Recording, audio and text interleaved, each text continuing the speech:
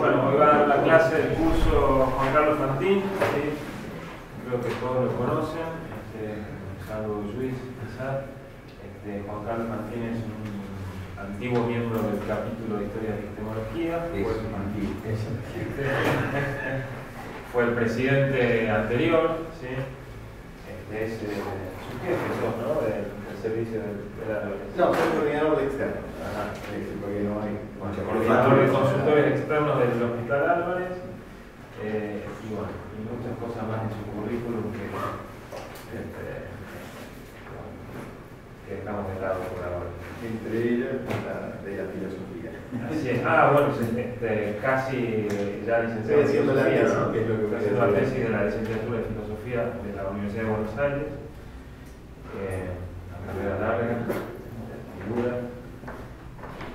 Bueno, y antes de empezar, queríamos avisar que el fin de semana que viene, jueves, viernes y sábado, es el encuentro de historia de la psiquiatría, psicología y psicoanálisis en Rosario, ¿sí? Y vamos a participar algunos miembros del capítulo.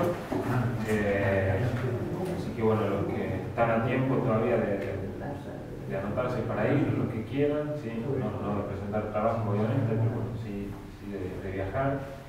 Va a presentar Juan Carlos, ¿no? Acá Juan Carlos, y va a estar Norberto también presentando. Con Norberto vas a presentar. Tenemos una mesa sobre el frenopático. Sobre el frenopático. Sí. En realidad es interesante, más que la historia, es un proyecto de investigación, de extensión de la Facultad de Psicología que incluye dos cátedras, la cátedra de Historia de la profesora Rossi y la cátedra de Salud Pública del profesor Delevis. Y la idea es tomar al frenopático como lo que es la primera institución psiquiátrica privada de la Argentina, de América Latina y aparentemente de América, ¿sí? Porque hasta lo que sabemos ahora, la primera institución privada en Estados Unidos es de 1907 aproximadamente, el frenopático es de 1880. Entonces este estudio, este proyecto de extensión va a ser un estudio global que incluye la historia, la actualidad, el futuro, ¿no? Y su inserción en relación con lo que es la política de salud mental en este momento. Y yo con Lucía acordamos trabajar algunas cuestiones de la historia, ¿sí? Va a participar en esa mesa Lucía, Rosa Falconi y yo por la parte de historia y de ley. El título completo es Jasper, el psiquiatra filósofo, filosofía y psiquiatría a principios del siglo XX y en la actualidad, un título demasiado largo, puse acá el psiquiatra filósofo nada más, y ya empieza con las aclaraciones. Es decir, la verdad, cuando me propusieron la clase acepté con gusto, pero porque tenía un sesgo particular para mí la clase, ya tenía un sesgo desde el principio. Y ese es el sesgo que le voy a dar.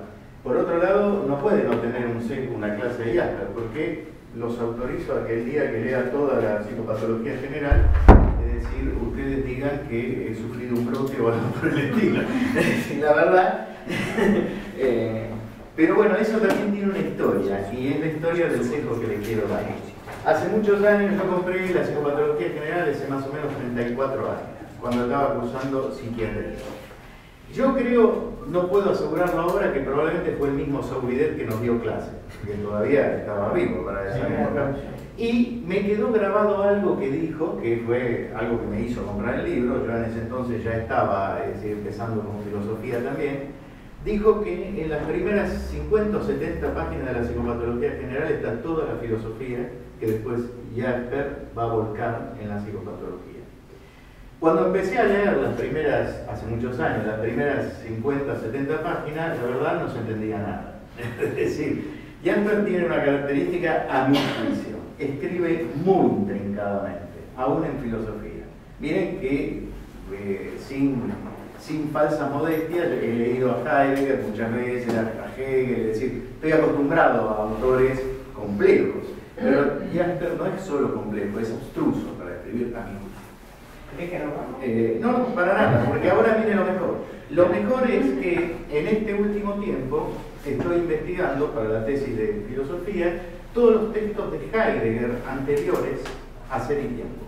Es decir, se creyó que Heidegger pulsaba, ¿sí? Publicaba Ser y Tiempo prácticamente de la nada, ¿no? Algunos decían como si hubiese surgido de Minerva de la cabeza de Zeus. No.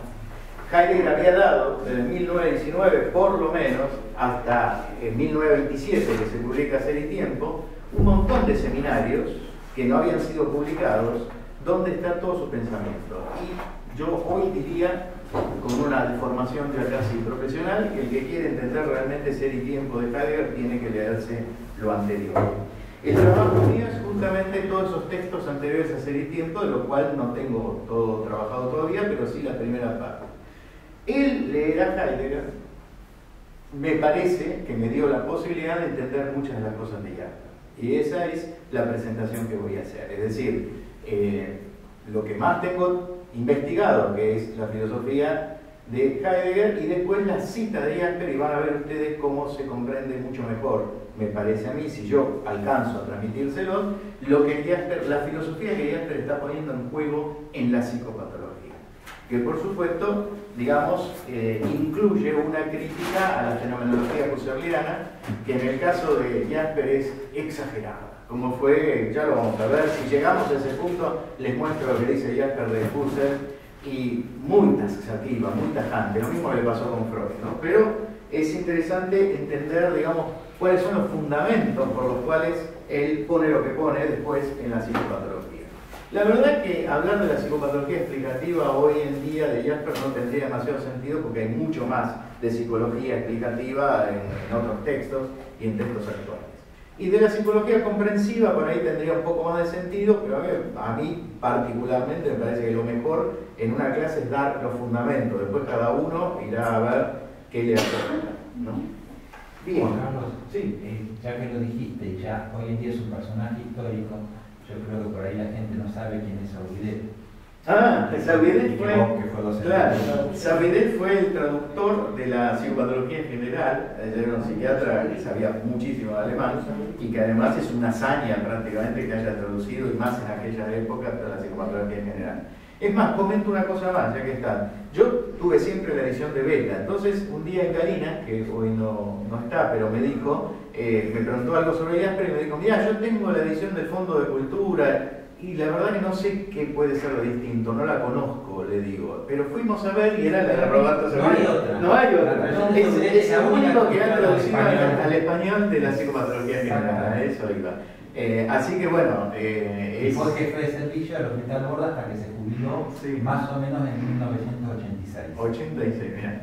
O sea, yo les digo una cosa, es decir, yo dije que Jaspers era abstruso, pero una vez que uno va conociendo el pensamiento, entonces, digamos, lo que Jaspers dice se torna mucho más comprensible, mucho más entendible, y además hay una cosa más. En la psicopatología no hay solamente psicopatología, Jaspers ha tocado prácticamente, digamos, todos los temas muy caros al pensamiento. Con lo cual uno quiere, digamos, hablar de la causalidad y puede ir a lo que dijo Jaspers. A partir de ahí hacer una crítica, o sea, no quedarse con eso, ampliarlo, pero ahí tiene ya un primer punto de donde quiere tocar el tema del hombre, puede ir a Jaspers, quiere tocar el tema del mundo, puede ir a Jaspers, es decir, está prácticamente todo lo que el pensamiento de su época ponía en juego. Bien, ¿por qué el título? Sigue un poco la aclaración. Una, porque fue tanto psiquiatra como filósofo. Jaspers triunfó, se podría decir, entre comillas, aunque a uno lo discutan, tanto en la psiquiatría como en la filosofía. Todavía seguimos hablando de Jaspers, ¿viste? En psiquiatría y desde ya en filosofía fue uno de los filósofos importantes del siglo XX. Porque introduce la filosofía de manera decisiva y compleja en la psicopatología. O sea, la filosofía siempre estuvo presente. Yo di una clase en cursos anteriores donde trataba de mostrar cómo había influido la filosofía en Pinel. Y, digamos, también allí había el pensamiento de la época, influye en Pinel. Pero nunca estuvo de manera decisiva en las bases del pensamiento psicopatológico. Lo que hace Jaspers es, digamos, con toda su formación filosófica, es poner en juego el pensamiento directamente como base de una psicopatología. Y a partir de allí desarrolla una psicopatología.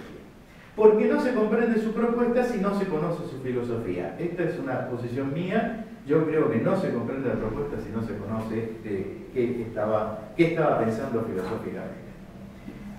Bueno, Esto lo puse, ¿saben por qué? Porque la vez pasada me quedé pensando, ¿no? Porque escuché a un psiquiatra amigo, no voy a mencionar, pero muy querido, que tuvo como una, así, digamos, como saltó cuando se habló de Jasper, diciendo que Jasper no tenía experiencia, no era un psiquiatra, no tenía experiencia.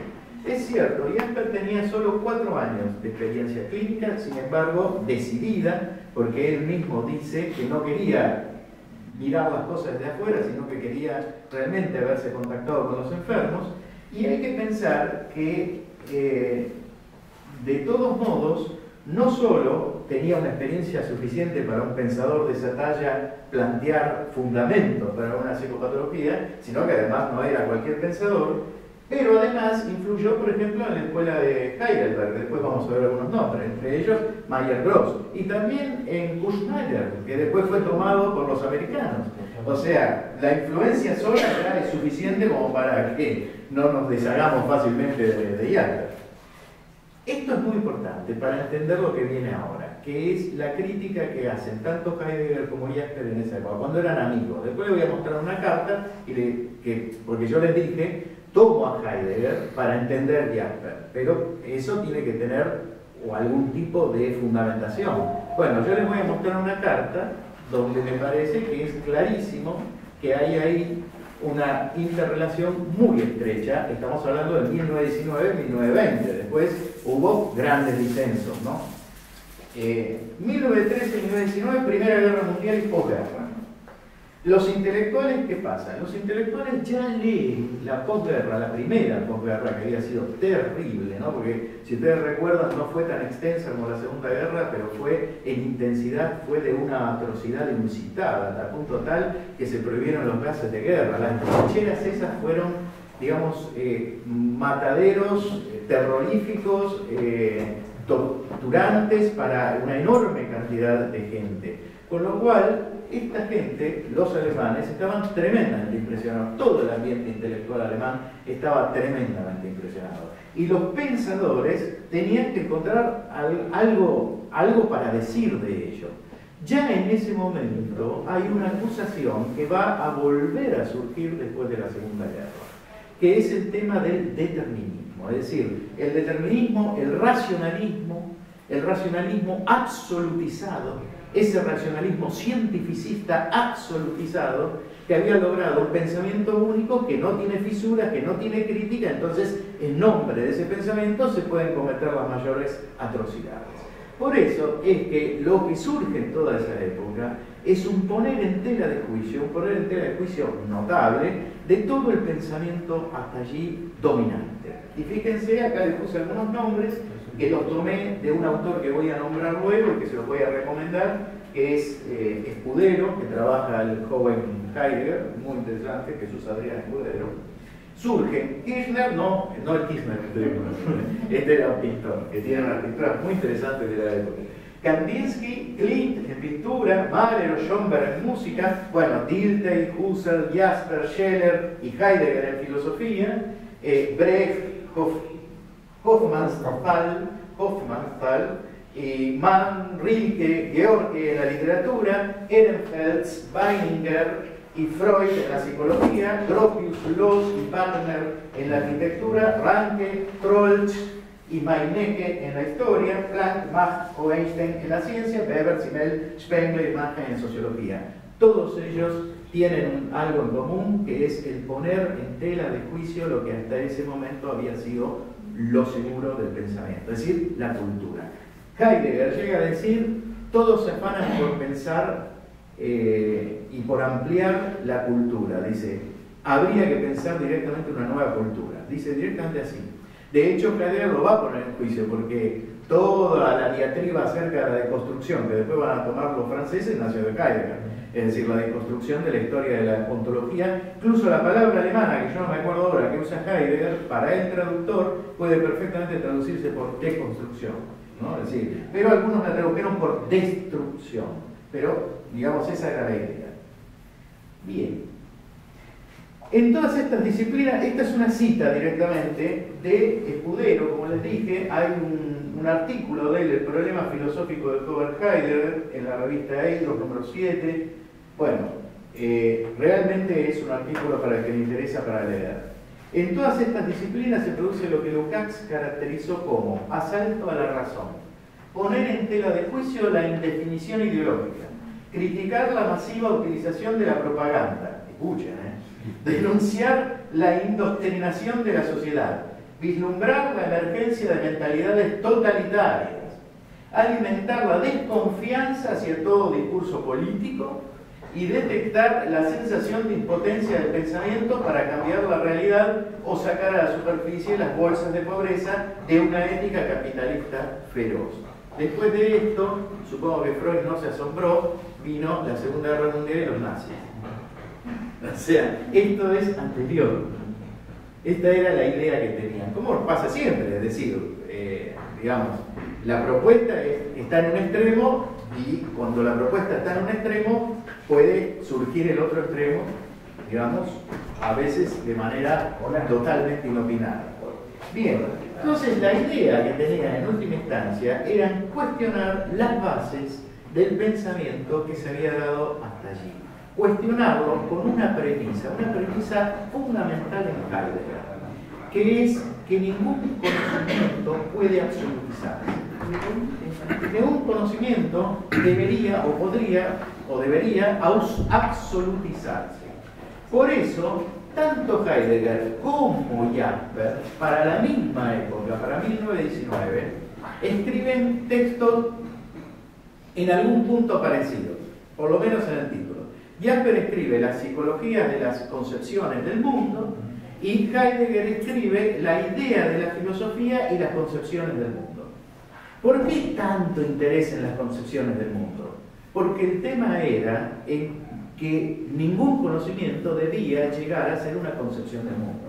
O sea, que ser una concepción del mundo era absolutizar un conocimiento. Absolutizar un conocimiento llevaba, incluso el científico, y más el científico, llevaba la posibilidad de lo que pasó en la Primera Guerra. O sea, llevaba la posibilidad de que alguno se arrogue la verdad, con mayúsculas, absolutas, y a partir de allí, de algún modo, arrase, sobre todo, y Heidegger lo dice con todas las letras, arrase con la existencia singular e inmediata.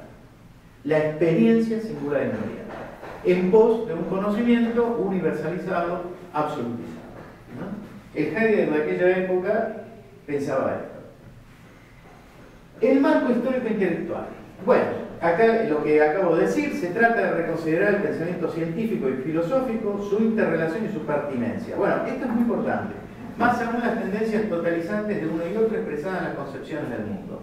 El pensamiento filosófico, y ahí es donde entran Jasper y Heidegger también jugando juntos, después van a ver ustedes que una carta los aúna. ¿Dónde quedaba el pensamiento filosófico?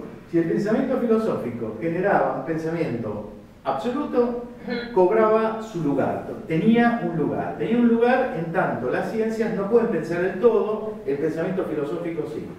Pero en ese punto, digamos, se caía nuevamente en aquello que se quería evitar. Con lo cual el pensamiento filosófico no puede tener ese lugar. Si no tiene ese lugar el pensamiento filosófico, me siguen hasta ahí, ¿no? Entonces tiene el lugar de adosarse a las ciencias. ¿De adosarse de qué manera a las ciencias? Supeditándose al conocimiento científico. Es decir, lo que habían llamado anquilas scientiae, o sea, sierva de la ciencia. Primero sierva de la teología, anquilas teología, y después sierva de la ciencia.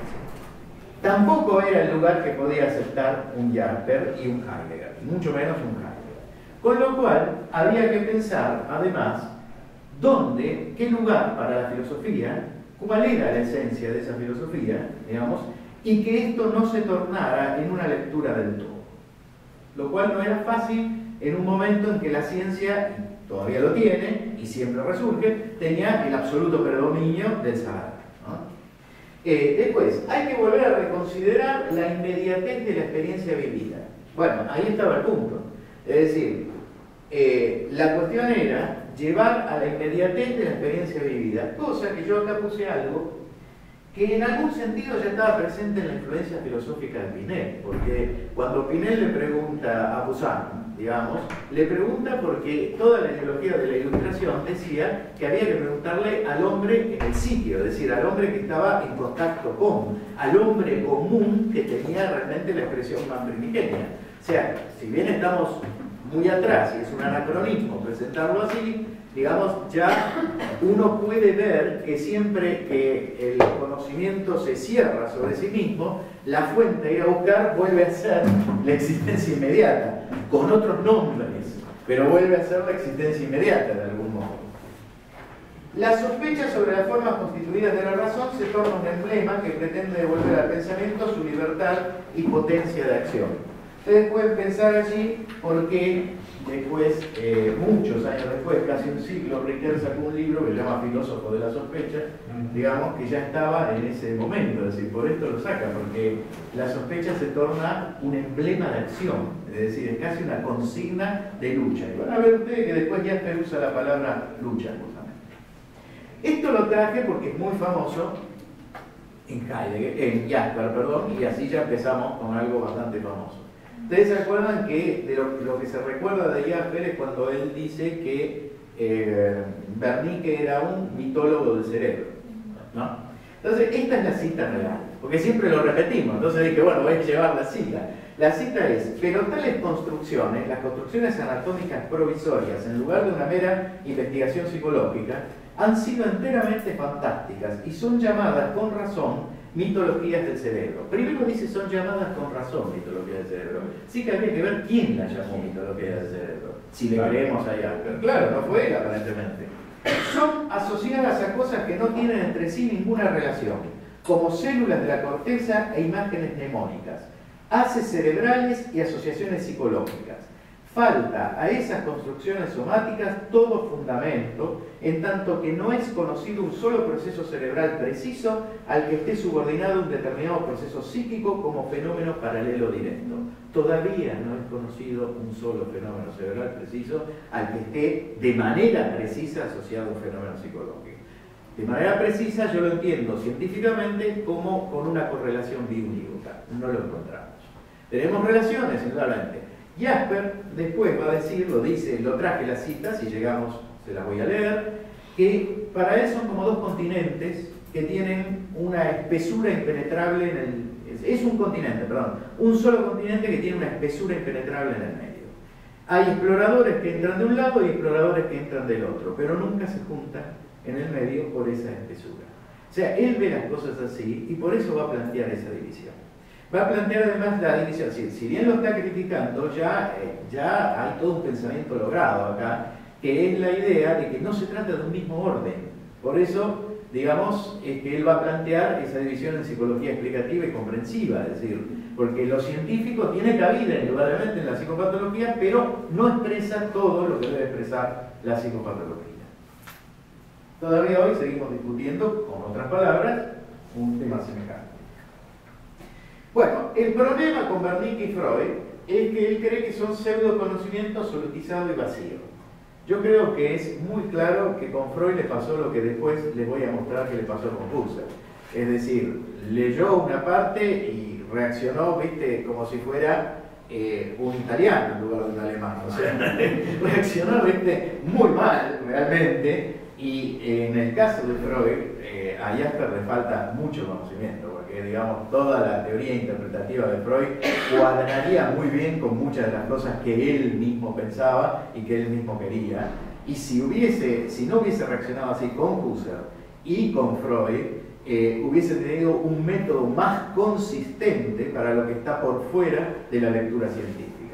Es decir, incluso un método más consistente para la psicopatología que Jasper pretendía. Pero se pelea tempranamente con Freud, con Husserl, y se pierde la posibilidad de organizar mucho mejor ese método, ¿no? Bien. Las influencias, escuela de Heidelberg, Grulle, Mayer-Gross, Homburger, Beringer, Steiner, en Europa después López y Bohr, Martín Santos. Las críticas que se le hicieron, esto lo saqué de un texto que lo voy a mencionar, otro autor que también se lo recomiendo, que probablemente Lucrecia lo conoce, Figueroa, el chileno, es decir, que tiene muchas cosas muy buenas escritas sobre este tema, sobre fenomenología y psiquiatría excelentes, y menciona Berrios, así que no sé, seguramente, y no sé en qué parte de Berrios está, soy sincero, pero dice, una de las críticas fue el rechazo de la noción de fenomenológicamente último, cualidades psíquicas irreductibles. Todavía se sigue criticando la noción de fenomenológicamente último. De hecho, una de las principales críticas de la psiquiatría americana, lo que critica a Jasper, porque hay un montón que lo ignoran, pero cada vez lo ignoran menos, aparentemente, porque por los 100 años publicaron algo, aunque sea. Es decir, una de las principales críticas es que no pueden aceptar lo de fenomenológicamente último. ¿Pero por qué? Porque ellos tienen la idea, creo que traje la frase, de que la psicopatología tiene que por fin abocarse a descubrir los mecanismos neurales de los síntomas mentales. Y que entonces, si tiene ese fin, abocarse a descubrir los mecanismos neurales de los síntomas mentales, hay una reducción, evidentemente, de lo psíquico a lo neurológico o a lo neurobiológico, por lo tanto no puede haber nada fenomenológicamente último. Es decir, lo fenomenológicamente último no es ni empíricamente contrastable, ni empíricamente verificable, ni es deducible. Es como un postulado. Y además es singular. Encima. Bien, el marco filosófico. Y ahí está la correspondencia. Lástima que no le pude poner todo lo que le dice Heidegger. Es muy interesante. Porque Heidegger, en la carta anterior, esta es la del 27 de junio de 1922, y esta es la respuesta de Jasper. En la primera, que no le puse, Heidegger lo insta a Jasper. Es decir, no solo es una extensa carta donde pone los fundamentos de lo que Heidegger iba pensando, sino que le toca el tema, porque dice, se podrían pensar la esquizofrenia, o sea, el mismo Heidegger le menciona que se podría pensar la esquizofrenia de esta manera. Digamos, yo la tengo la carta acá, pero nos llevaría mucho leerla. Pero lo interesante es que Jasper, que en ese entonces lo quería, le responde, muchas gracias por su carta. Le agradezco sus amistosos sentimientos y su conciencia de una comunidad de lucha. En su cauteloso luchar y golpear que me ha hecho mucho bien. Desearía tanto que pudiéramos conversar alguna vez detalladamente, quizás no haya que esperar a un tiempo muy lejano. De hecho, Heidegger y Jasper se encuentran. Yo no sé si hay textos sobre ese encuentro, pero sí las cartas lo muestran, que se encontraron en la casa de Jasper. Le consigue la posibilidad de viajar a Heidegger y Heidegger viaja. Así que ahí, en ese momento hay una interrelación donde uno no sabe quién influyó en quién y cuánto influyó uno en otro. Lo que sí que hay una comunión de ideas. A mí me parece que esto es suficiente prueba de que en ese momento hay un intercambio de ideas, una comunión de ideas, ¿no? Bien, vamos entonces al desarrollo heideggeriano, que es tema que yo estoy investigando. Todavía no está totalmente dicha la última palabra. Antes aclaro una cosa, como la dije antes, el Husserl del que yo voy a hablar es en primera instancia el Husserl que ven Heidegger y Jasper.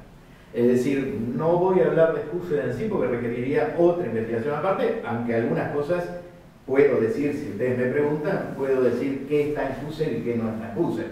Pero en primera instancia, esta visión es la visión que tiene Heidegger, por ejemplo, de Husserl. Van a ver que Heidegger no se pelea con Husserl directamente. Lo que pasa es que hay algunos comentarios de Heidegger muy ácidos respecto de la última fase de Husserl, pero Jasper directamente tiene un comentario muy despectivo, terriblemente despectivo. Bien, los dos parten de un punto que es caro al pensamiento de Husserl, y si con esto solo yo creo que a Husserl le deberíamos buena parte de la filosofía contemporánea, su Densachen selbst, a las cosas mismas.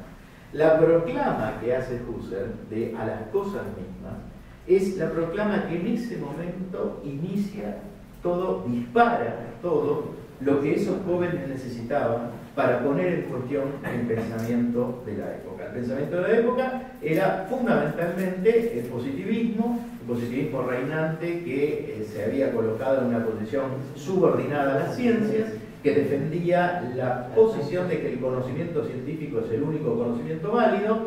Por lo tanto, que Husserl dijera, viniendo de la lógica, porque además Husserl venía de la lógica matemática, no era que venía del arte, digamos, japonés y se puso a hablar de esto. Venía de la lógica matemática y dice, hay que ir a las cosas mismas.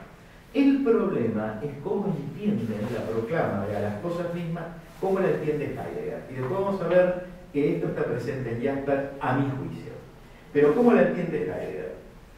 Husserl entiende a las cosas mismas como cogito cogitatum qua cogitatum, es decir, como pienso lo pensado como pensado. Es decir, hay que ir a las cosas mismas significa hay que ir a un sujeto trascendental que constituye de alguna manera esto, por eso digo, es la lectura que se hace en esa época. Husserl va mucho más allá después, pero lo que toman, el punto clave de ruptura con Heidegger fue el tema de la subjetividad.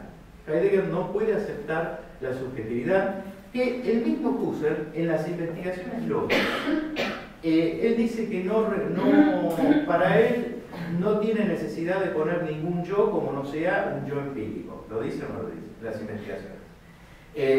Después, en las ideas, Husserl va a retomar la idea del yo y va a colocar a un yo, en las ideas 1 por lo menos como polo unificador de todos los actos de ese yo, en la construcción del noema, y en ideas 2 va a ser un desarrollo mucho mayor de ese yo, o yo sujeto, que es muy interesante, y realmente yo creo que ahí Heidegger no leyó, lamentablemente, ideas 2, porque tendría un panorama muy diferente. Pero lo que toma Heidegger y lo que toma Jasper y la gente de esa época es las investigaciones lógicas, el rechazo del yo. El mismo Sartre tiene un libro muy interesante que es La trascendencia del ego, donde dice, poner un yo en la conciencia es romper con la conciencia husserliana, es decir, es opacar la conciencia. Si la conciencia husserliana es puro arrojar, la conciencia tiene que ser absolutamente translúcida. Poner un yo allí es opacarla. Bueno, el problema es que el mismo creador de la fenomenología es el que va a poner un yo allí. Bueno, ese es uno de los temas que yo estoy investigando. Pero la cuestión es que, es decir, para Husserl, digamos, el fenómeno significa ir hacia un sujeto que construye su objeto. Así lo ve exactamente Heidegger. Al principio de ese tiempo dice, el problema es que sujeto y yo no es lo mismo que Dasein y mundo. Directamente. ¿No es lo mismo? Que Dasein y mundo. Es decir, ese era el problema de él. ¿Dónde ve entonces a las cosas mismas Heidegger? Que es lo que él tempranamente llama la vida fáctica. La vida fáctica, que en todo este periodo va a ser el punto clave, el periodo de 1919-1922 más o menos, va a ser el punto clave, se alterna constantemente con la idea de existencia. Lo que después Heidegger va a llamar Dasein, directamente la palabra que dice existencia. Y va a ser el ser del hombre. Pero no necesariamente es la existencia. Acá Heidegger hace una diferenciación. Sin embargo, a pesar de la diferenciación, juega todo el tiempo con este ida y vuelta entre vida fáctica y existencia como no lo mismo, pero casi lo mismo. Aunque en algún momento lo aclara. La vida fáctica, dice Heidegger, no es la vida biológica. Es la vida en todo caso como vida histórica. ¿Por qué fáctica? Porque es la vida en situación. ¿Por qué era tan importante esto? Porque la filosofía no debía ser evidentemente, digamos, un conocimiento racionalizado de tipo científico si quería ir al origen realmente. No podía ser una ontología racional, no podía ser, digamos, un conocimiento que tiene no de origen, sino secundario, como es el de la ciencia para Heidegger. Pero tampoco podía ser una mera especulación. O sea, tampoco debía ser una metafísica sin asidero, una especulación.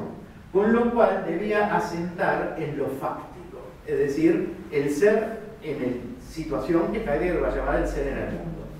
No lo va a llamar ser en el mundo por casualidad, sino porque él dice que demos las vueltas que demos alrededor de considerar, digamos, cuáles son las características de esa vida fáctica o de esa existencia, siempre vamos a terminar a un conocimiento último, mínimo, que es que en última instancia es una sucesión de mundos. o de vidas y mundos. Con lo cual, digamos, ahí analoga el porqué mundo, que también no va a ser mundo no en el sentido biológico, no en el sentido científico, sino más entendido como mundo histórico. Las características para Heidegger es la autosuficiencia de la vida fáctica, esto es muy importante, y la plenitud continuamente fluyente, ¿no? Apofansis y logos. La autosuficiencia significa algo que está rompiendo justamente fuertemente con el criterio de la división sujeto-objeto, que Heidegger, la crítica que hace en este periodo, sobre todo en los primeros capítulos, no es tanto hacia Husserl, sino hacia los que vienen después de Husserl en la fenomenología, y fundamentalmente a la teoría del conocimiento que tenían, por ejemplo, los marburgueses, a Nathorf, por ejemplo, y a todos los que representaban la escuela de Marburgo, que para él tienen una teoría del conocimiento que pone a la relación entre el sujeto y el objeto en primer lugar. Cosa que en este punto él está planteando que ese sujeto es absolutamente secundario a un existir, a una vida fáctica, a una relación con el mundo, a un ser en el mundo. Ya habla de estas nociones más o menos al fin del periodo, cerca de 1922, ya están estas nociones, a un ser en el mundo que es autosuficiente. O sea, él dice, cuando nosotros debemos comprender la vida fáctica, lo hacemos a través de construcciones teóricas, o sea, la objetivamos, construimos objetos, pero ahí perdemos el fenómeno originario, ¿no? El fenómeno originario es un fenómeno en sentido, digamos, primario histórico. ¿Qué quiere decir en sentido primario histórico? Es constantemente fluyente. Entonces, querer atraparla es siempre desvitalizarla. En algún punto, cuando la queremos atrapar, la estamos desvitalizando de alguna manera. Entonces dice, bueno, el problema está en que si yo estoy diciendo que la vida fáctica es autosuficiente, digamos, tampoco es un sujeto el que hace esto. Es la misma vida fáctica, y ahí empieza, digamos, la sensación de misticismo de Heidegger, es la misma vida fáctica, o la existencia, la que se da a sí misma sus propias configuraciones. Es decir, es la misma existencia que se da a sí misma sus propias configuraciones. ¿Se comprende esto? O sea, fíjense ustedes cómo está desarmando la idea de un sujeto autónomo, totalmente.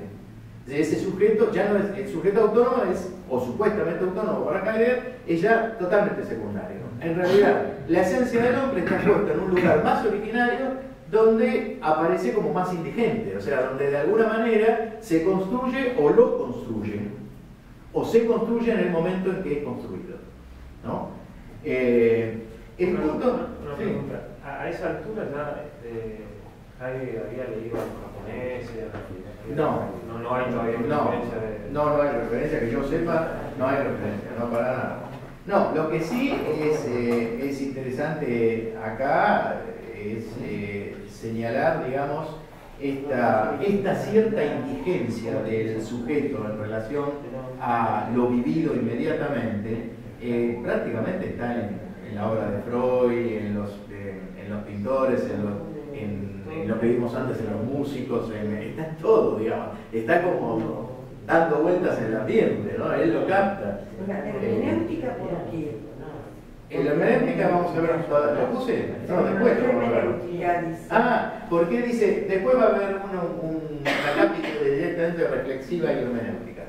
Si queréis lo explico ahora. ¿Por qué puse fenomenología reflexiva y fenomenología hermenéutica? Para Husserl, para llegar, digamos, a ese nivel del sujeto, para llegar al sujeto trascendental y la constitución de un mundo para ese sujeto trascendental, hay que poner en juego una tesis de la actitud natural, que es una epopee, una suspensión del juicio. Hay que suspender la tesis de la actitud natural. Es decir, dice Husserl, cuando yo suspendo el juicio sobre que el mundo existe realmente, ¿no me queda nada? No, para nada, dice. O sea, yo a partir de allí hago una reducción y me queda el mundo como fenómeno de mundo para un sujeto, para un yo sujeto. Entonces, ahí yo empiezo a investigar sobre ese fenómeno de mundo para un yo sujeto. Entonces el punto una está. cosa, yo creo que no entendemos mucho si la reducción, en primer lugar, hay una parte que hay una dimensión irreductible, que no se llega. Pero la reducción es porque Husserl, el camino de Husserl es la filosofía hegeliana acababa en una izquierda y había de medio ese famoso sistema se había acabado. Nietzsche es el filósofo del martillo que hace papilla todo. Y aparecen pequeños autores. Cuando llega Husserl, está el auge de la ciencia, de la psicofísica, de todo eso, y parecía que no había nada más de las cosas. Husserl era un matemático y el texto fundamental ahí es la filosofía como ciencia. Sí. ¿Qué quiere Husserl? Hacer una fundamentación de lo que sea la filosofía, porque se confundía lo que era un juicio de el proceso psicológico por el cual uno llega al juicio. Te agradezco la clase, Lucrecia. A ver, una cosa, ¿qué es la fenomenología? No es yo sacar todas las cosas, sino es lo que a mí se me te agradezco, pero no voy a tematizar sobre Husserl. Si ya lo dije al principio, porque si no, hacemos una clase de Husserl. La filosofía como ciencia estricta, que aparece en 1909, fue la más criticada. Y justamente lo que dice Lucrecia, de que Husserl lo que quería era evitar el psicologismo, él llama psicología descriptiva, cosa de la que Husserl se arrepintió después, en ese tomo de las investigaciones. Esto es una de las críticas de Heidegger. Dice, pero Husserl dijo mucho más que eso, y hay que poner ese prefacio en relación a las investigaciones que hizo. O sea, es el mismo Husserl el que quiere salir del psicologismo, pero a la vez utiliza un muy mal título, al llamar a la fenomenología psicología descriptiva. Después, el Husserl que viene después cambia totalmente la cosa. Yo entiendo que hay para hablar de Husserl mucho, por eso aclaro nuevamente, digamos, no es el Husserl real, el Husserl real es mucho más, este es el Husserl que está viendo un Heidegger. ¿Y cuál es el problema para un Heidegger? El problema para un Heidegger es que para Husserl el método, que es uno de los problemas de Heidegger, es la reflexión. Con la reflexión yo tengo conciencia de la operación que está haciendo ese sujeto respecto del mundo, de la constitución que está haciendo. Es decir, yo cuando tengo una percepción que para Husserl era, digamos, el acto clave, la noesis clave, no la noesis primigenia, cuando tengo una percepción yo no tengo conciencia de que ese sujeto está operando. Cuando yo reflexiono sobre eso, recién tengo conciencia de que estoy operando. El problema para Heidegger era saber, con lo que estaba diciendo él, cuál era el método, porque no podía aceptar la reflexión, porque no podía aceptar ninguna objetivación de esa vida práctica. O sea, la filosofía tenía que encargarse, en ese momento Heidegger dice, todavía con un dejo husserliano, que debía ser ciencia originaria. Pero ya se pone en contra totalmente de que la fenomenología pueda ser ciencia, o la filosofía fenomenológica, que es lo mismo para él. La filosofía es fenomenología. Lo que dice Heidegger es, lo que tenemos que entonces tener es un método que capture las estructuras de la vida práctica sin desvitalizarla o desvitalizándola lo menos posible, es decir, no objetivándola. Este era el problema de Heidegger. La reflexión no le servía a Heidegger, Husserl sí, a Heidegger. Entonces, ¿qué plantea? Una hermenéutica. Sobre la línea de Schleiermacher y de Dilthey, que después traje un slide, si llegamos, para hablar un poco de eso, Heidegger plantea una hermenéutica. Pero la hermenéutica que plantea Heidegger es una hermenéutica de origen, originaria. Es una hermenéutica que no hay que entenderla como teoría, como comprensión, sino como preteórico y como precomprensión. Es decir, hay que entenderla al modo tal que cualquiera, digamos, que analice, por ejemplo, una época histórica, como él va a analizar a Aristóteles, debe tratar de descubrir qué precomprensión, digamos, de la relación del ser en el mundo se jugó en esa época aristotélica para entender la interpretación que a la vez, o sea, tiene que hacer una interpretación de la interpretación originaria que se jugó en la época. ¿Se comprende? Tiene que hacer una interpretación de una interpretación que es originaria y que es la única manera de atrapar la vida fáctica. Bueno, percepción, mundo, objetos, ya lo dije, significativa. Para Heidegger, digamos, el mundo no es, y lo dice él, mundo no es lo mismo que objeto. Mundo no es lo mismo que objeto. Él dice, se puede vivir en un mundo, no se puede vivir entre objetos. Es una época de muchas afirmaciones, ¿no? Después se discutió mucho sobre esto. Pero dice, el mundo se caracteriza por la subjetividad, no por la objetividad.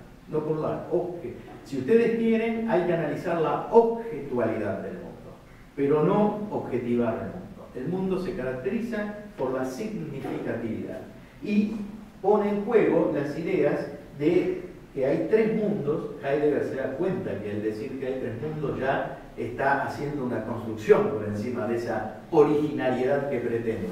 Pero dice, de todas maneras, digamos, la vida misma se constituye en formas estables y hay tres mundos, circundante, compartido del sí mismo. ¿Por qué les traje esto?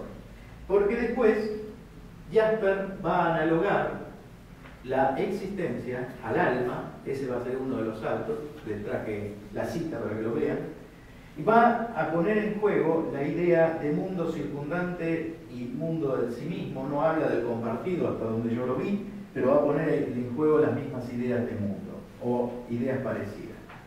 Bueno, de acá ahí está. La relación primigenia que Husserl ponía en temas la ponía como intencionalidad, por eso vuelvo a repetir, a pesar de que digamos, Lucrecia tiene razón en lo que dice en que no se puede leer Husserl solamente como lo ha leído Heidegger. Es decir, por ejemplo, Heidegger no habla de todo el desarrollo que viene después sobre el mundo de la vida, no habla de todo el desarrollo sobre la intencionalidad operante, pero en esta primera lectura de intencionalidad, Heidegger la lee como que esa no es la relación primigenia, no es el a las cosas mismas. La lee como que es ser ante los ojos, es decir, es ya una construcción teórica. Teoría en griego quiere decir contemplación, es decir, justamente quiere decir poner ante los ojos. Y objeto, que viene del latín objectum, quiere decir lo que está puesto delante, lo que está arrojado delante. Con lo cual hay toda una idea. La teorización en algún sentido es colocar algo delante de los ojos, generar un objeto, justamente. Esa es la etimología.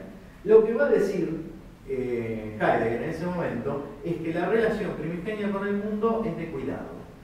O sea, las cosas comparecen para el ser ontológico, que es el ser del hombre, como útiles, como algo que procura, como una procuración.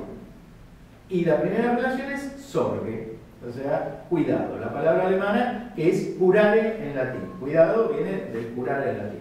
Curare en latín, esto también es muy interesante, no sé, por ahí muchos de ustedes lo saben, pero si no lo repito, el curare era un afanarse en torno por, un cuidar con solicitud. Era como más profundo que el curar en nuestro tiempo. Lo mismo era therapeutis en griego, que dio terapéutica. Era un cuidado con mayor solicitud, ¿no? Y Sorge, la palabra alemana, mantiene esa idea.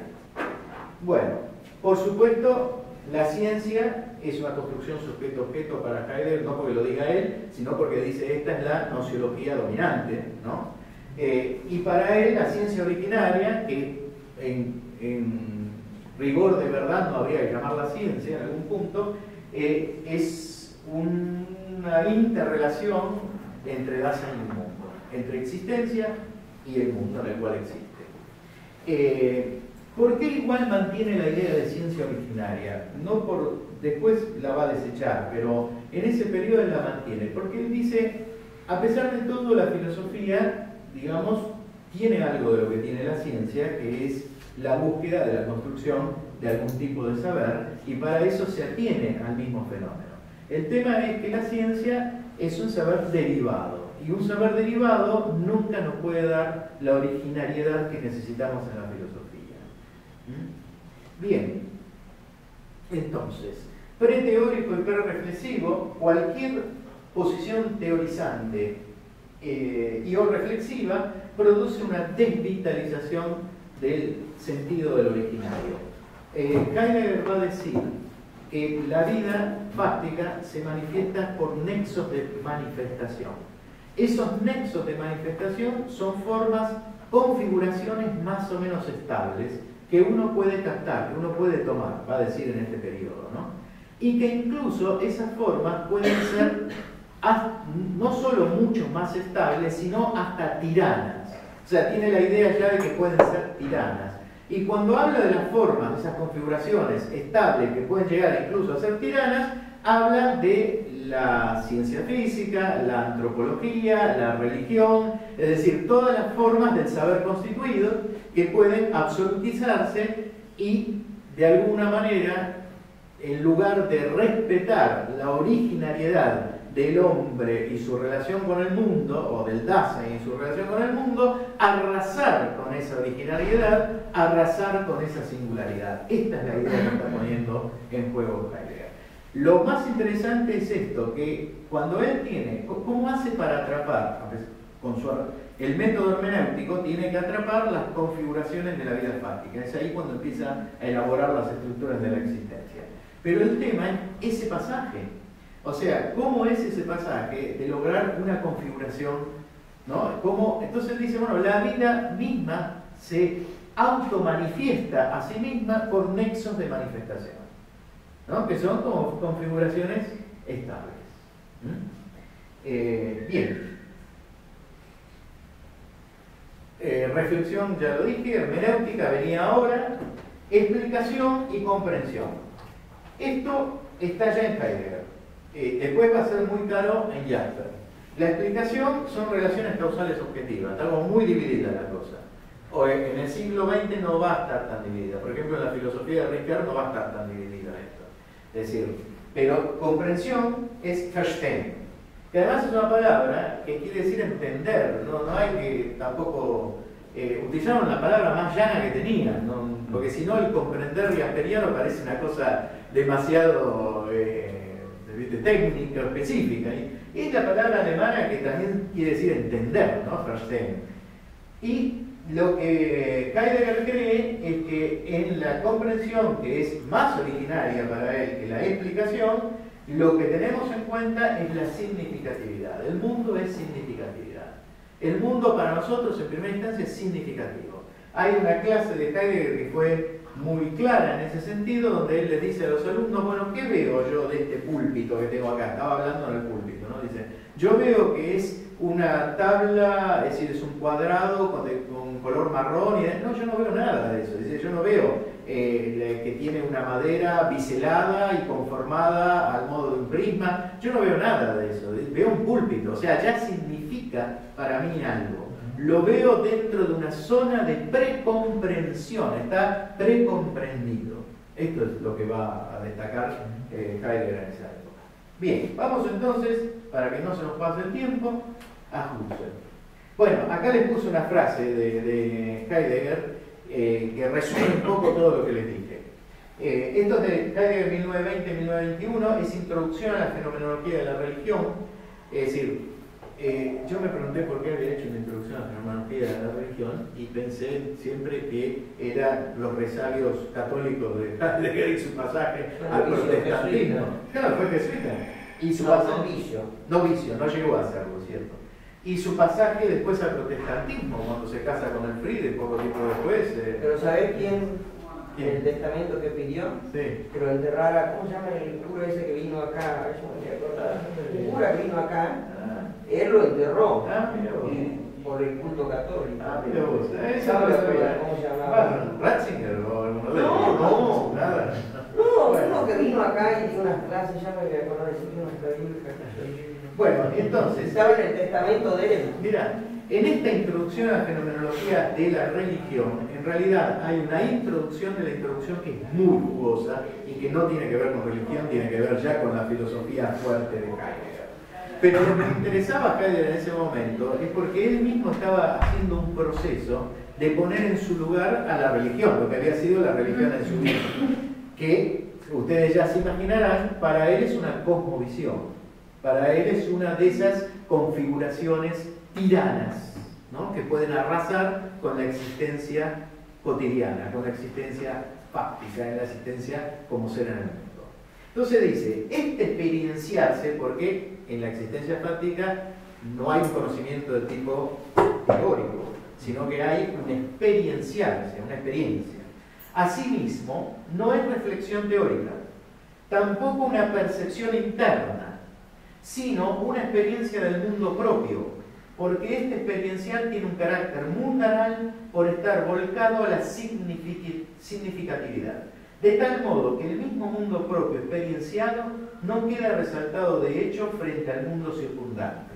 O sea, ahí es de lo que yo les decía, que si bien lo divide en mundo propio, circundante, compartido, incluso esa posición no es la más originaria. La más originaria no queda diferenciado, digamos, lo que me circunda a mí de lo que soy yo mismo. No queda diferenciado. Y por otro lado, se trata de una experiencia. Una experiencia que surge ¿de qué? De la característica fundamental del mundo, que es la significatividad. ¿La defino yo? ¿Defino yo esa significatividad o el significado que van a tener las cosas? No. Es una precomprensión del mundo que directamente me coloca en esa posición en la que soy de tal o cual manera, ¿no? Es decir, bien, entonces, fíjense, vamos allá, los fundamentos de la psicopatología, a ver si podemos iluminar un poco más lo que dice Jaspers. Bueno, primero lo que dice Jaspers, esto lo traje porque me pareció importante. En lugar de exponer dogmáticamente los resultados obtenidos, quisiera introducir predominantemente en los problemas las cuestiones que se plantean y los métodos. En lugar de un sistema en base a una teoría, quisiera dar un ordenamiento fundado en el conocimiento metodológico. Acá se entiende mejor por qué Jaspers hace esta premisa en su prefacio. O sea, él no, quiere dar un ordenamiento fundado en el conocimiento metodológico porque no quiere exponer dogmáticamente, no porque le parece que los demás ya lo pusieron y entonces él va a completar el saber psicopatológico con la exposición de los métodos, sino porque esto, exponer dogmáticamente, es la muerte de la psicopatología, o por lo menos es una restricción inaceptable para Jaspers. Por eso la postura de hablar de los problemas y de los métodos, o sea, una postura que ya estaba en Heidegger. Después dice, esto también lo traje porque me pareció una perla para todos nosotros, el psiquiatra en la vocación práctica es una personalidad viviente, que capta y actúa, para lo cual la ciencia solo es un medio auxiliar. En cambio, para el psicopatólogo esa ciencia es en sí mismo el objetivo. Esto lo discutiría mucho, ¿no? Pero me pareció que esta actitud de personalidad viviente que capta y actúa con otra personalidad viviente, uno diría, digamos, me parece que tiene mucha importancia en muchas de las cosas que se están discutiendo ahora. Por ejemplo, cuando Berrios habla de diagnóstico y el síntoma, es decir, muchas de las cosas. Lo que no le aceptarían es que el psicopatólogo, tal como lo atiende su psicopatología, digamos, tenga como objetivo la ciencia, porque los de las ciencias duras dirían que Jaspers, al salirse de la psicología explicativa y hablar de una psicología ofensiva, digamos, se fue de la ciencia, ¿no? Bien, dice, no hay que olvidar, sin embargo, que ambas series de investigación no tropiezan nunca de manera que se pueda hablar. Esto es lo que yo les decía, ¿ven? Es decir, es como cuando se explora un continente desconocido desde dos partes, pero los exploradores no se encuentran porque queda siempre entre ellos un vasto territorio impenetrable. De las cadenas causales entre lo corporal y lo psíquico, conocemos siempre únicamente los eslabones terminales. O sea, si bien cuando habla de Wernicke dice, no conocemos hasta ahora ninguna vinculación, como si dejase abierto la posibilidad de que hubiese un conocimiento posible en el futuro, digamos, que hubiese una relación entre el conocimiento de lo cerebral, del funcionamiento cerebral y las manifestaciones de lo psicológico, acá dice directamente que no. O sea, la postura de él es la postura que también vemos en Heidegger, donde toda ciencia es siempre algo secundario que deja la existencia concreta, por lo menos, por fuera. Con lo cual, digamos, siempre que se haga ciencia, siempre que se teorice en el sentido científico, algo va a quedar por fuera que para un Jasper, digamos, debe ser reasumido por la psicopatología general. Ojo, también la psicopatología tiene que tener su faz explicativa científica, pero eso que le queda afuera debe ser reasumido de alguna manera. De ahí que él se afane por construir un método que no lo logra suficientemente, ¿no? Que es la psicología comprensiva, para dar cuenta de eso que queda fuera. Utiliza varias metáforas de este tipo para explicar. Lo que está a la base es lo que les dije antes. O sea, cualquier construcción teórica, como la veía Heidegger, en ese momento ellos conversan directamente, en 1919, 1920, 1922 son dos ediciones, las dos ediciones del medio de la psicopatología general. La primera, si mal no recuerdo, es de 1913, pero después 1919, 1922 la engorda enormemente, y la última ya es de 1940 y pico, donde creo que el mismo Schneider lo colabora, digamos. Ahora, o sea que este es el punto central donde desarrolla la psicopatología, y se ve eso, se ve esta cosa de pensar que toda teorización de alguna manera deja fuera, digamos, ese ser en el mundo. Él también va a hablar de ser en el mundo, esa existencia concreta del ser humano en su mundo, y por lo tanto deja fuera un elemento fundamental para toda relación humana y mucho más para el psicopatólogo. Sí. No, me estaba pensando eso de subsumir, me hace acordar a Hegel, donde se puede armar siempre eso que se opone, se puede llegar a... Esta gente no. Por eso digo, no. Esto parece que justamente va en contra de una concepción total. Sí, sí. Digo como... Sí, yo no lo mencioné todo, pero Heidegger ve en los de Marburgo y los de Friburgo, es decir, la filosofía dominante, la nociología dominante de la época, ve un neocantismo y un neo-hegelianismo, más que neocantismo, neofichteísmo, y un neo-hegelianismo que lo critica abiertamente. Entonces no es subsumir, sino que siempre van a quedar dos cosas como decir que no se puede. Absolutamente, esa Claro, es la idea, esa es la idea que tiene Heidegger en filosofía y que comparte Jasper, y que después Jasper vuelca en la psicopatología. Exacto, ahí hay una división de las aguas para ellos, y que podemos decir, en algún lugar lo he leído, que Lacan no estaba no desconocía esto. Es decir, esa posición de Lacan tan tajante entre un orden y el otro, parte de lectura de este periodo de lectura del caso Aimenes como hay sin duda. Sí. Bueno, el valor de la filosofía en psicopatología. Para el psicopatólogo, un estudio filosófico a fondo, aparte de esto, no tiene ningún valor positivo para su conocimiento concreto. Naturalmente no aprenderá nada para su ciencia de la filosofía que pueda en cierto modo tomar. Pero este estudio tiene primeramente un valor negativo, el que se ha esforzado por elaborar a fondo la filosofía crítica. Está protegido contra los numerosos interrogantes, las discusiones superfluas y los prejuicios castradores, que juegan no raramente un papel en psicopatología en las cabezas no filosóficas. En segundo término, el estudio filosófico tiene un valor positivo para la actitud humana del psicopatólogo, en la práctica y para la claridad de sus motivos en el conocer. Para él la filosofía no puede aportar nada positivo de manera directa, pero sí puede aportar, digamos así, la terapéutica, casi como la vería un Wittgenstein después, para reconocer cuando se están utilizando prejuicios castradores, cuando se están utilizando discusiones superfluas, ¿no? Es decir, y después dice que aporta algo muy positivo en la relación humana que puede tener el psiquiatra. Esto es un tema, ¿no? Es decir, para ver en qué sentido aporta a la relación humana que puede tener el psiquiatra o el psicopatólogo. Pero yo creo que igual Jasper insiste en esto, en que la filosofía solo le puede aportar eso, pero me parece que no es del todo conteste con su propia posición. Porque él mismo, la filosofía, le aporta mucho más. Es decir, buena parte de la construcción de su psicopatología, con la cual seguimos dando vuelta, tiene que ver con lo que le aporta la filosofía. Además, después se dedicó a la filosofía. No, totalmente, no, pero él dice no le aporta a la psicopatología, la filosofía puede ir por su lado. No dice, no niega la filosofía, todo lo contrario. Bueno, acá tienen la posición de Jasper, que es ¿cuál es el salto que hace Jasper de Heidegger a Jasper? ¿Cómo toma Heidegger? A mi juicio, Esto se puede discutir, pero a mi juicio, fíjense. Primeramente, nuestro tema es este. O sea, el problema es el hombre. El problema es si vamos a considerar al hombre como un sujeto yo frente a sus objetos o lo vamos a considerar de otra manera, de una manera más originaria.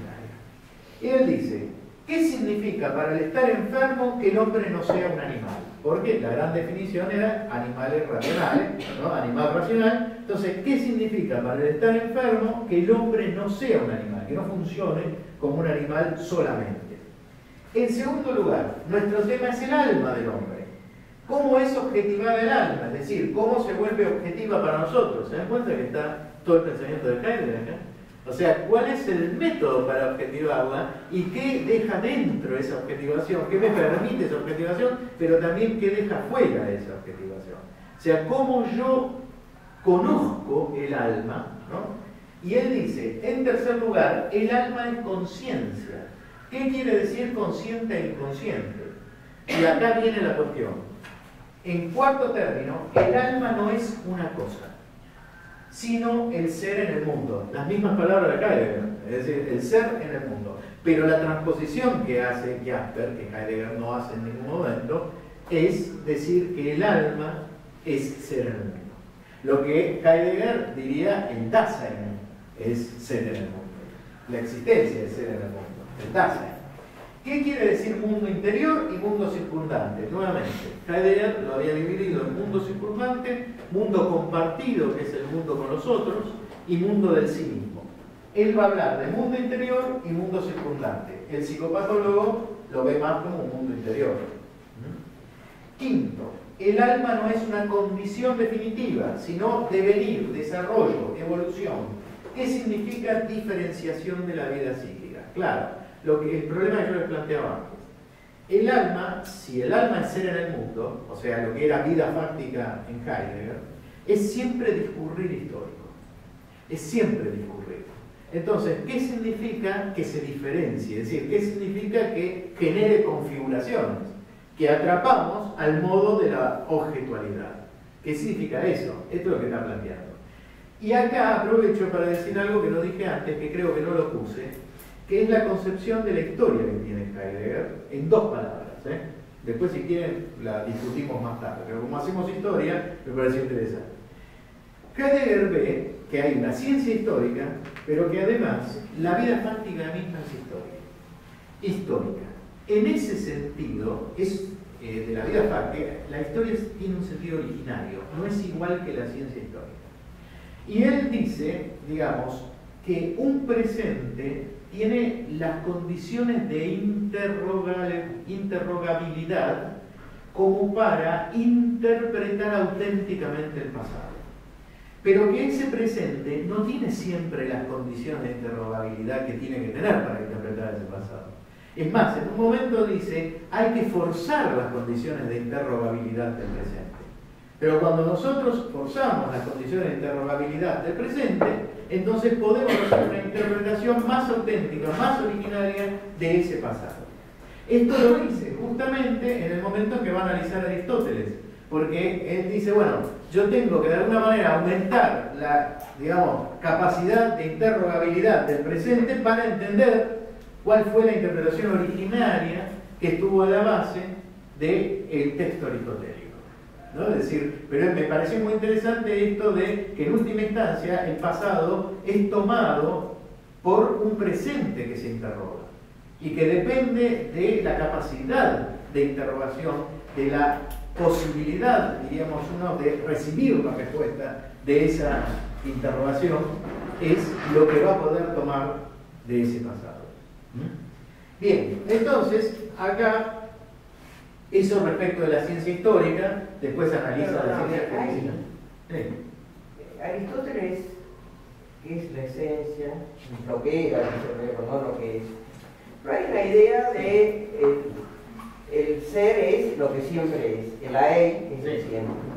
En Heidegger la noción de tiempo no es el tiempo de las cosas, porque la filosofía aristotélica está hecha sobre el canon de las cosas, sino sobre el tema del hombre. Y a él me parece la noción de temporalidad en Heidegger. Heidegger distingue entre historische, que sería la ciencia histórica, y que existe. Pero por otro lado, yo quisiera saber, en esa traducción que tiene Jasper, eso de lo interior, ¿qué palabra ocupa? Porque ya Merleau-Ponty dice, no hay mundo interior. No, exacto. Porque desde la noción de intencionalidad, nosotros estamos, como decía Sartre, si pudiéramos entrarnos en la conciencia, que no es la conciencia lucia, estaríamos vomitados afuera. El hombre siempre está afuera. Seríamos expulsados de la... Claro, Heidegger, ¿qué va a decir? Que las monas no necesitan ni puertas ni ventanas, siguiendo a Leibniz, porque siempre están en el mundo. Entonces, no hay un hombre interior. Pero además, la característica de Heidegger es que para Heidegger no nombra el cuerpo. Cuando lo nombra el cuerpo es en los tomos de Nietzsche. Totalmente. Y esa es una de las críticas.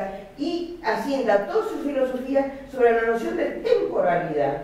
Entonces, cuando uno habla de la diferencia entre historia como ciencia y la noción de tiempo de Heidegger es la noción de destino, de historicidad, y ahí se comprende, digamos, la crítica que hace Heidegger a esta ciencia histórica estructurada. Lo que dice Lucrecia, no sé si todos lo conocen, es lo de la esencia que dijo desde el principio Lucrecia, es porque la traducción, las palabras en griego que utiliza Aristóteles para la esencia es toti en einai. Y ese en no es sino era, es el imperfecto. Lo que era ser, dice. No lo que es ser.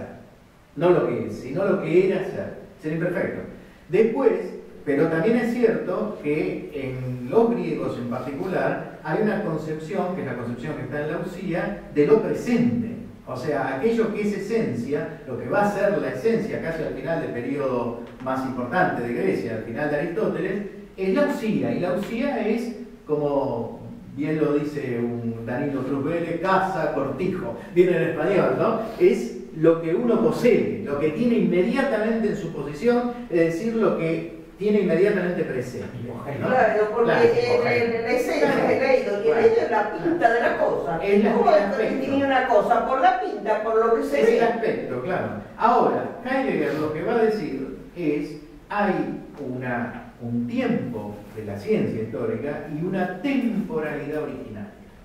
¿Dónde pone la temporalidad? Lo dice claramente. Dice, cuando la vida fáctica, en aquel periodo, dice, cuando la vida fáctica misma se manifiesta a sí misma como manifestación, se temporaliza. Con lo cual nosotros quedamos fuera de ese control del tiempo. Es la misma existencia la que se temporaliza. Ahora, el otro punto que decía Lucrecia es en que vamos a ser vomitados de la conciencia. Lo dice Sartre con todas las letras, y dice, bueno, la conciencia es eso, es puro arrojarse al mundo. Si nosotros nos queremos meter en la conciencia, somos expulsados de la conciencia. ¿Puede haber un mundo interior? Lucrecia dice, no puede. Sí, como construcción.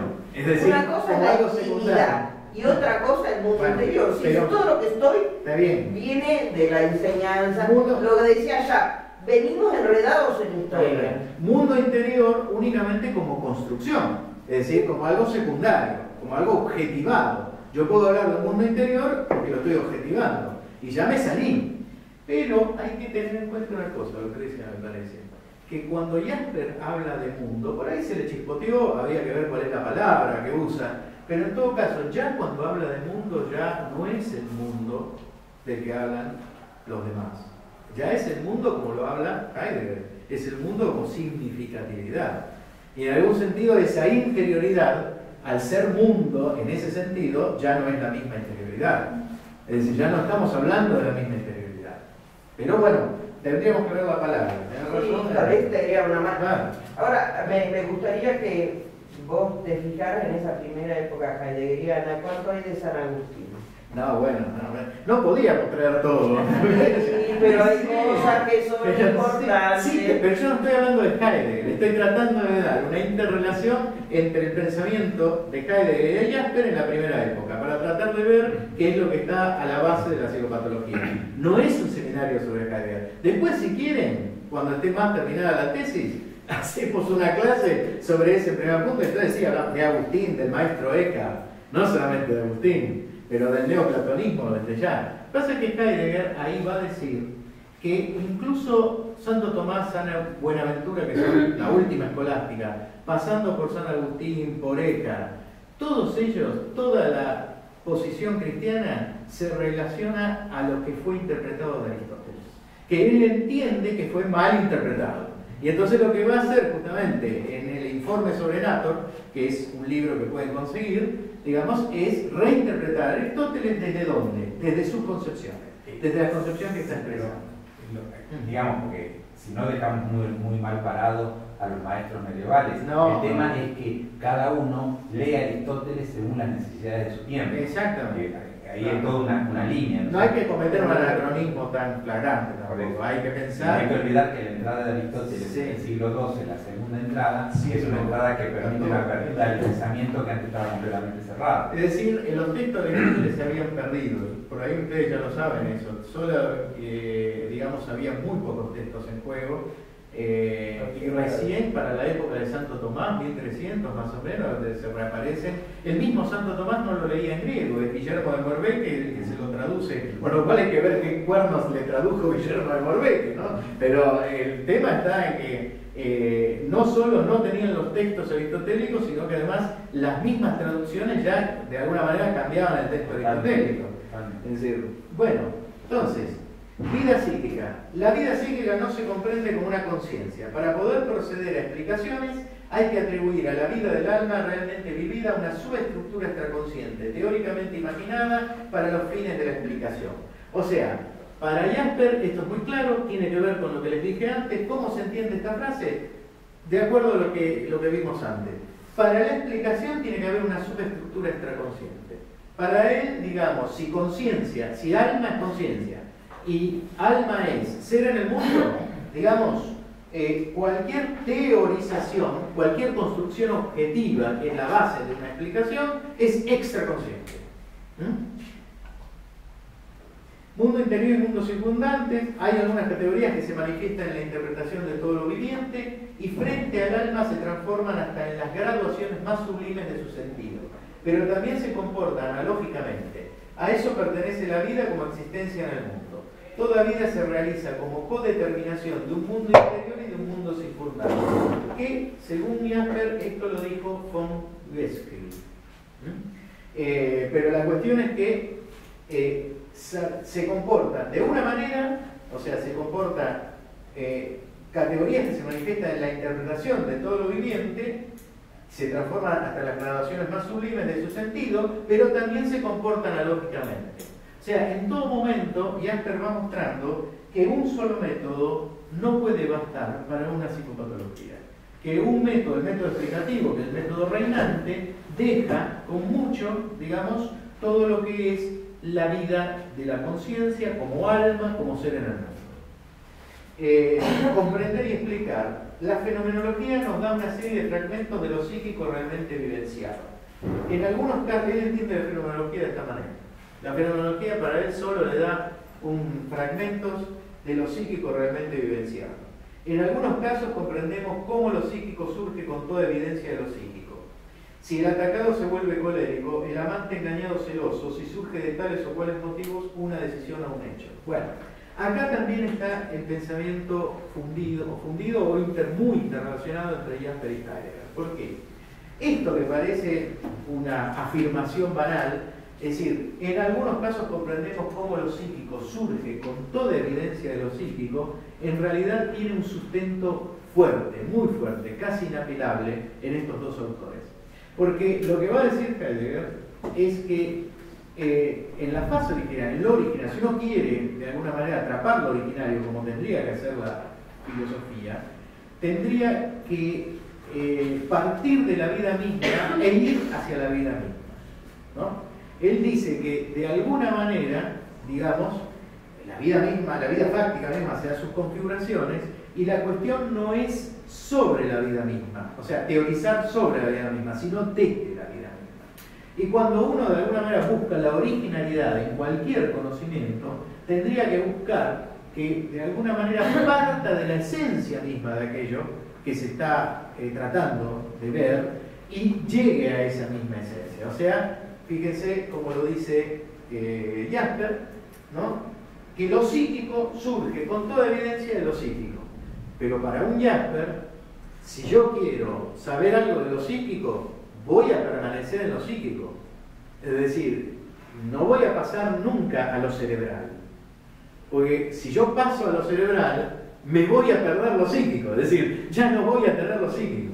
Si yo quiero decir algo de lo psíquico, tengo que partir de lo psíquico sobre lo psíquico mismo, leerlo desde lo psíquico mismo. Si yo me voy hacia otras formas del saber, yo pierdo esta forma del saber. Bueno, la fenomenología esto ya está, es decir, esto no tiene mayor problema porque quería llegar un poco más. ¿Tengo unos minutos más? Y ya sí podemos cerrar. Bien, muy bien. Entonces, un puntito más. ¿En qué año vivió Jaspers, más o menos? ¿Hasta qué año qué? No, ¿cuándo murió Jaspers? Jasper murió en el... ¿Cuándo murió Jasper? 1970 y tantos, más o menos. No, Está bien, no, 60 y tantos, 69. 69, 70. No, 69. 69. No, Jasper murió en el 69 y Heidegger murió en el 76. 76, 74. Murieron a la misma edad porque se Sí. llevaban 6 años, era Claro. 6 años mayor que Jasper. 5 minutos más entonces y les muestro esto, nada más que para azuzar más la discusión con Husserl. Es decir, ya que estamos, provocamos un poco. Es decir, investigaciones lógicas de Husserl. Cuando lee él las investigaciones lógicas en 1909, que habían salido en 1901, él las lee en 1909, dice, podría aplicarla para describir las vivencias de los enfermos mentales, pero aún más esencial fue para mí la insólita disciplina de su pensamiento y el impulso hacia las cosas mismas. Esto en un mundo lleno de prejuicios, esquematismos, convenciones, era como una liberación. Heidegger, ven cómo Jasper insiste en esto.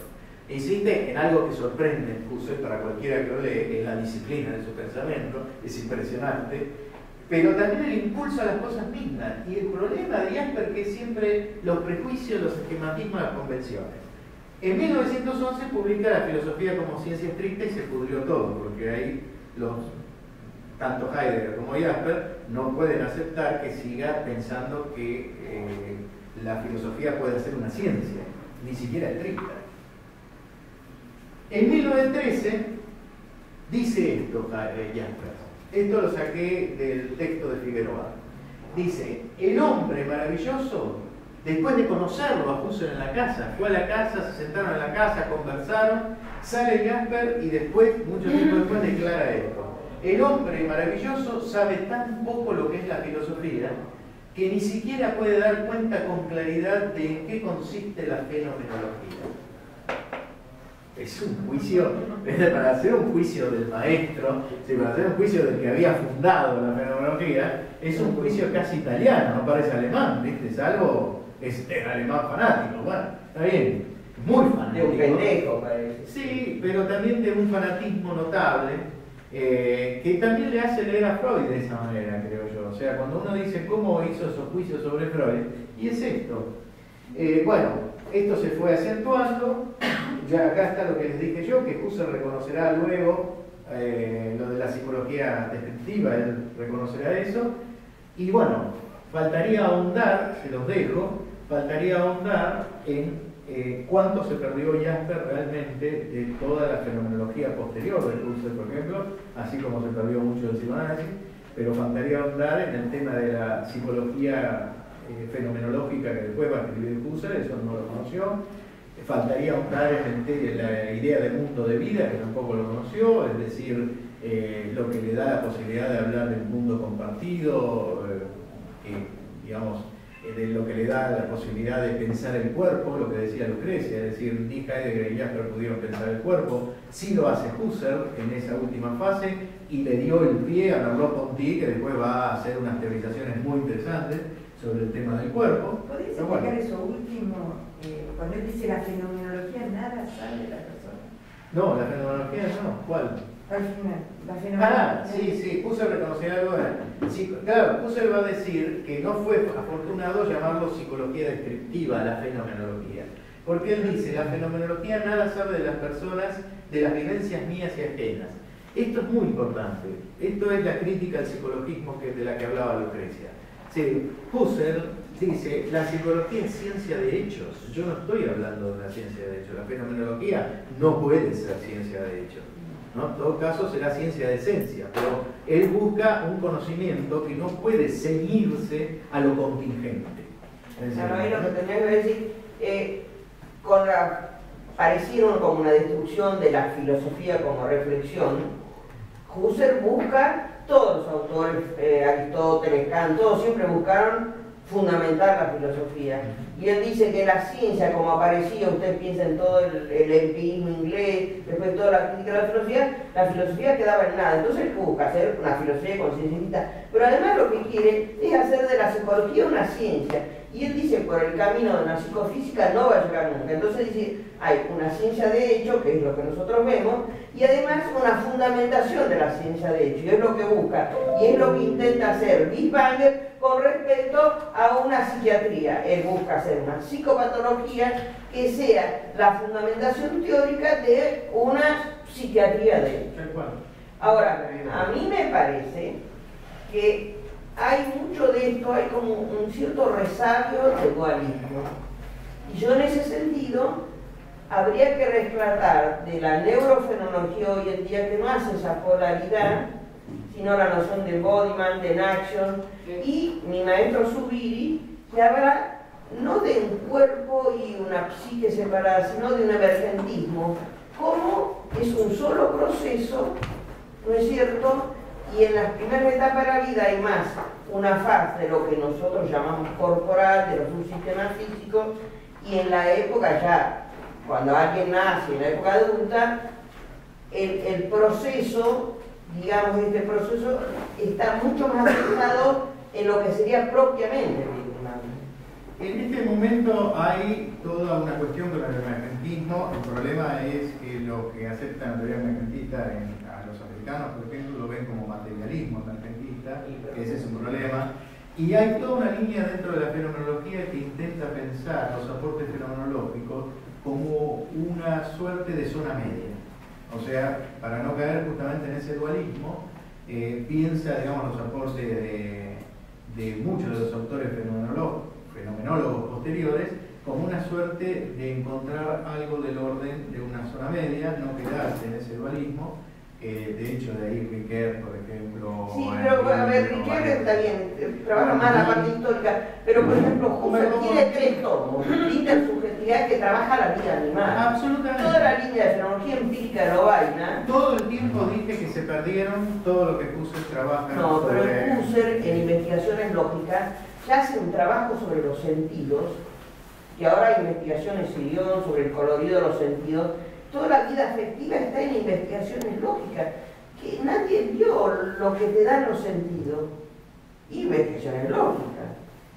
Y es un texto que ya he reconocido. Sin duda, pero si hay que hablar de la psicopatología general de Jasper, hay que hablar de ella. Porque esto es lo que vio Jasper.